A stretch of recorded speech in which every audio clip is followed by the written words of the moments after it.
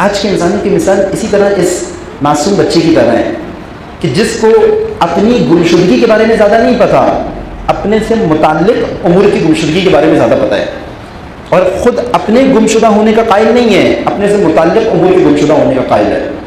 مثلا اگر کسی سے پوچھیں آپ کی گمشدہ ترین چیز آج کون سی ہے، کسی کو اپنی کتاب یاد آ جائے، کسی کو اپنے کپڑے یاد آ جائیں، حتیٰ کسی کو ہو سکتا ہے کوئی فرد اپنا دوست یاد آ جائے کہ مجھ سے گم ہو گیا تھا۔ یہ اس قدر حساس گمشدگی نہیں ہے انسان کی زندگی میں، اس سے بڑی گمشدگی خود گمشدہ ہے۔ اس بچے کی طرح جو قائل بھی نہیں ہے اس بات کا، یہ زیادہ بڑی گمشدگی ہے، کیونکہ اگر اپنی گمشدگی کا قائل ہوتا، اس گمشدگی سے نکلنے کے لیے ایک بہترین فرصت ہمارے پاس اعتکاف ہے۔ اعتکاف ایک انسان کو بحیثیت فرد گمشدگی سے نکالنے کے لیے بہت اچھی فرصت ہے۔ امت کو گمشدگی سے نکالنے کے لیے الہی کیمپ ہے حج، ایک بہترین فرصت ہے۔ ایک امت کیسے گمشدگی سے باہر آتی ہے اس کے لیے حج ہے۔